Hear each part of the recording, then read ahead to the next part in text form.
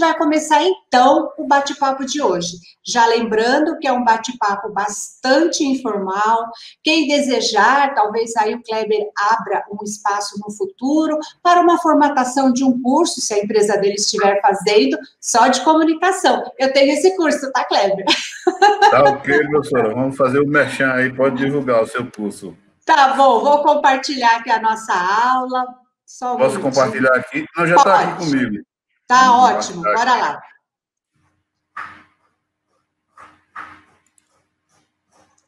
Pronto aí. Perfeito. Então, a comunicação assertiva em saúde e segurança do trabalhador. Comunicação assertiva, por quê? Gente, comunicar faz parte de ser humano. Agora, se eu me comunico de uma forma destrambelhada, se eu me comunico de uma forma pouco clara, se eu me comunico de forma a agredir aquele com o qual eu estou conversando, o que acontece? Acontece uma falha na comunicação. E aí, aquele intuito que você queria comunicar, a razão pela qual você começou uma conversa, uma reunião, um diálogo, foi por água abaixo.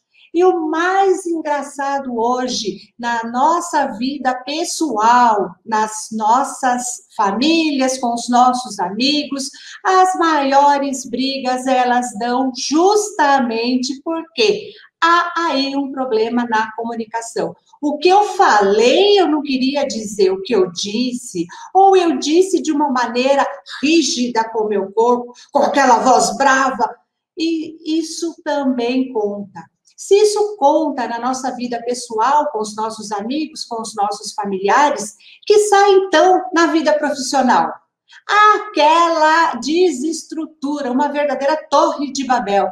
Cada pessoa dentro da empresa, na vida organizacional empresarial, falando de um jeito. E muitas empresas hoje já começam a dar importância para a arte de se comunicar e com a comunicação assertiva, a comunicação não violenta, de tal forma que começa a ter um processo de educação continuada dentro da vida corporativa, de como você vai falar, o que você tem para falar. E olha, faz toda a diferença. Como a gente brinca, né? Há pessoas que tiram todo o dinheiro da gente e a gente agradece, mas nem é esse tipo de comunicação que eu estou me referindo aqui. Então, comunicação assertiva é realmente acertar o ponto-chave daquilo que eu quero que o outro compreenda. Porém, nem sempre o que eu digo o outro compreende exatamente. Então, é importante também que haja aí na comunicação o feedback. Então, eu tenho que ter técnicas para eu, durante a minha conversa, ir perguntando de outra forma se aquele com quem eu estou conversando realmente está compreendendo, né? Ao invés de só entender, e eu não sei nada, começar realmente a compreender o que é que está se falando. E quando isso acontece, gente, vira uma mágica, porque a comunicação... Professora, Oi? desculpe interromper. Se a senhora quiser colocar o PowerPoint em modo apresentação para ficar a tela cheia. Já ponho já. Pronto. Beleza? Beleza. Então, tá ótimo. E aí, voltando na comunicação assertiva, a partir do momento que nós começamos a compreender que eu sou responsável também pelo outro compreender o que eu estou dizendo, também começamos a ver isso de uma outra maneira. Eu comecei a minha trajetória na área de desenvolvimento humano lá com os livros do Lair Ribeiro, na década de 80, 90, e sempre isso me fascinou por demais. E quando, durante os meus anos de consultoria, eu sempre gostei de parar, pelo menos uma vez por ano, conversar com os clientes, com o dono da empresa, com o diretor, com a contabilidade, chamava o jurídico, e as pessoas achavam diferente essa tratativa que eu desenvolvia. Durante esses anos, eu sempre usei muito palavras como amorosidade, gentileza, né? Obrigada. E quando a gente leva esses conceitos para a vida corporativa, faz total diferença. O outro começa realmente a se sentir importante e olhado por nós. Qual a diferença, por exemplo, de eu, para uma contabilidade, pedir a listagem de funcionários, porque eu vou renovar PCMSO e PPRA, ou eu olhar para aquela pessoa e dedicar pelo menos uns 10 minutos conversando, explicando aonde tem a ver a listagem de funcionários, com a área contábil, com toda a escrituração contábil, com a parte tributária e com a área de SST. E quando você hipnotiza isso, porque o outro que recebe essa informação fica assim hipnotizado, ele te dá uma credibilidade diferente e ainda diz: nossa, é lá com a doutora Odete que eu vou fazer os meus trabalhos, porque ela sabe coisas que ninguém sabe. Eu, na verdade, aprendi a conversar. E eu trouxe hoje para esse nosso bate-papo 2 áreas de extrema importância. A área contábil, né? E aí lembrando que contabilidade ela pode ter um conceito um pouquinho mais amplo e vamos discutir a respeito disso. E a área do direito, porque essas 2 áreas têm muito a ver com o nosso cotidiano. Aliás, eu brinco que nós somos uma grande sopa, viu, Kleber? Nós somos um sopão. E nesse sopão... Oi? Aproveitando aí que está falando em sopa, me diga, na sua apresentação aqui só está aparecendo os 2 rostos, não está aparecendo... Isso. Já vai aparecer já mais coisas. Tá bom? É justamente por isso eu queria te pegar, Kleber, para ver se você estava prestando atenção. Será que o que eu estou falando você está compreendendo? Show! Você realmente está ali atento, né? Daí começa. Tudo da minha vida começou a ficar diferente quando, além de ser especialista na área de SST, lá atrás, no E-Social, eu comecei a ter que compreender mais a área contábil, a área empresarial, a área jurídica, porque eu precisava ter aquela visão sistêmica que tanto a Receita Federal do Brasil fala. E aí eu fui fazer mestrado na área de recursos humanos. Kleber, sabe o que é paixão à primeira vista? Eu acho que eu devia ter sempre sido desse mundo de RH.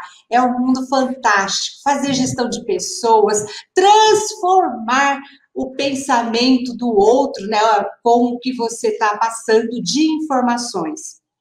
E aí eu comecei a dar início da análise sobre o falar sem se comunicar, porque eu comecei a perceber que quando eu chegava, por exemplo, em clientes que eu ia apenas fazer uma consultoria de SST para o E-Social, aqueles clientes enormes, né, grandes consultorias na área tributária, por exemplo, grandes empresas, e eu chegava para poder começar a desenvolver o meu trabalho, e era com o pessoal do RH, essas pessoas desconheciam o que tinha na própria casa. Nesse sentido, PPRA é para quê mesmo? LTCAT não tem. Aí eu começava a brincar, contar uma historinha, né? Era uma vez uma coisa chamada folha de pagamento. Como é que você faz a folha de pagamento? E cheguei, inclusive, a levar o manual da GFIP para a gente poder fazer uma construção pedagógica da folha de pagamento. Pois é, eu tive que aprender a fazer folha de pagamento e achei fantástico, porque por volta de 25 anos de especialista na área de SST, em nenhum momento nenhum professor me falou que a gente faz parte da escrituração tributária, da escrituração contábil, que a gente faz parte do mundo jurídico corporativo, e que nós temos imperícia, imprudência e negligência, que podemos a qualquer momento ser acionado por qualquer uma dessas esferas, por desconhecer tudo isso. Então, a gente precisa aprender, sim, com humildade, a compartilhar o que sabe e aprender aquilo que nos está faltando. Então, a comunicação, né, tem aquele velho comercial das linhas aéreas, né, a distância mais perto, entre dois pontos que liga A ao B, é a comunicação. Mas, assim, como é feito essa jornada da comunicação? Eu simplesmente chego para o meu cliente e começo a falar? Será que isso dá certo? Por onde será que passa todo esse caminho da comunicação? Como é feita essa jornada?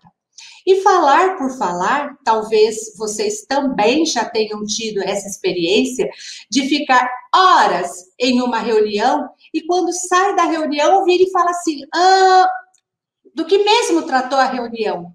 Porque as pessoas, elas usam muito pouco a coerência, a coesão, a construção do seu pensamento. As pessoas deixam de usar a assertividade, ir ao ponto para falar o que precisa ser falado. Então, já imaginou, por exemplo, entramos numa grande reunião na vida corporativa, eu começo a falar o meu idioma, SSTZs, o outro fala o contabilês, o outro advoguês, e saímos de lá sem compreender o que o outro está dizendo. Então, voltando ao exemplo infantil da historinha, era uma vez, e a gente tem que se acostumar a todas as vezes que chegarmos em uma reunião, saber contar o era uma vez daquilo que nós estaremos a apresentar, que é a comunicação assertiva, né? É isso que a gente está falando. E se as palavras têm poder, eu tenho uma pergunta para cada um que está aqui, para você também, meu amigo Kleber.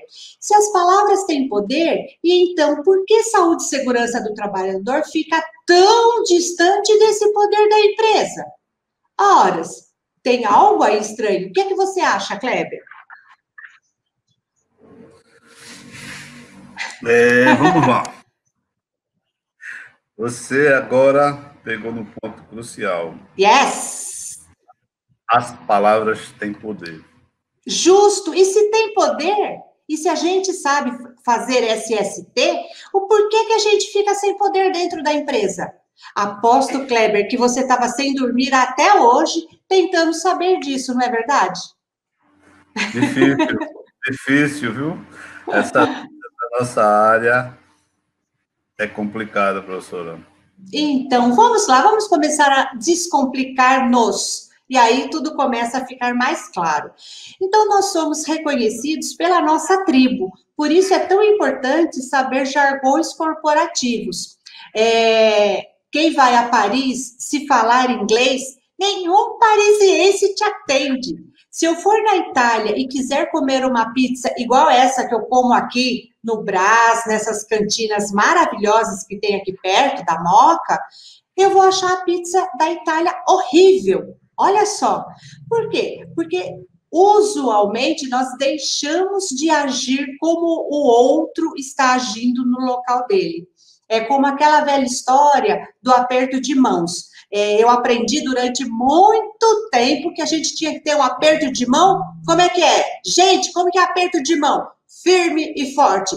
Nada de aperto de mão leve, que dá a impressão que a pessoa ela é uma desleixada, ela é uma largada. Pois então, o aperto de mão ideal é aquele que a gente faz igual a quem aperta a nossa mão. Esse é um aperto de mão agradável. Então, para que possamos ser agradáveis, compreendidos e termos um lugar dentro da vida corporativa, é de muita importância que a gente reconheça tribos diferentes, como se fossem países diferentes. E para cada país eu me comporto de um jeito, da mesma maneira, tal como na empresa, para cada tribo eu vou falar um assunto que é o mesmo, mas com palavras completamente diferentes. Não queira levar as palavras que usamos nos nossos jargões técnicos de saúde e segurança do trabalhador para o advogado.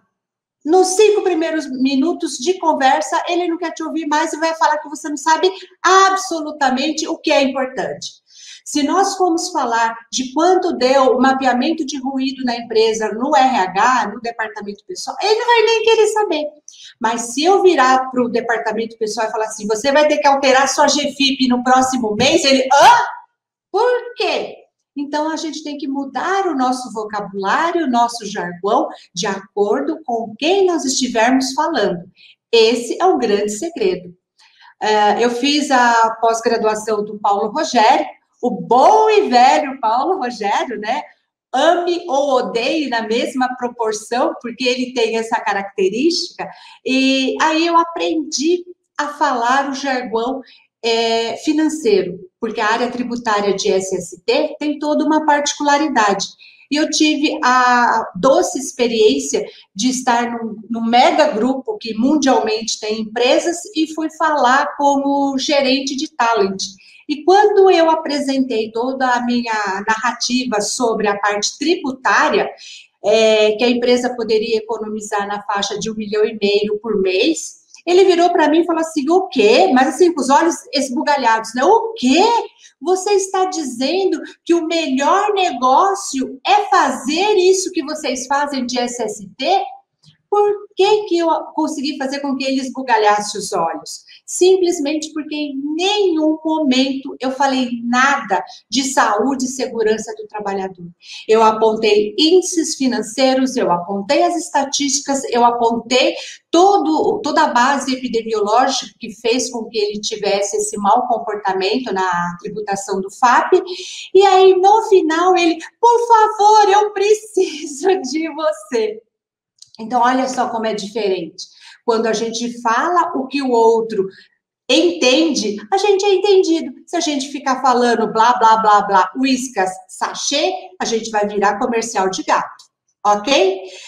Então, meninos e meninas, que tribo é essa da contabilidade? Que tribo é essa do direito? E assim a gente poderia nominar várias outras tribos dentro da vida corporativa. E a parte que falta encontra o grande. Então, de repente, é eu saber falar as palavras que o outro compreende para que aquilo se torne um todo. Encontra, e aí fica o grande, que é a visão sistêmica que tanto a gente precisa ter para uma gestão baseada no desempenho. Se eu tiver um encontro de todas as partes, eu vou ter um todo muito mais poderoso.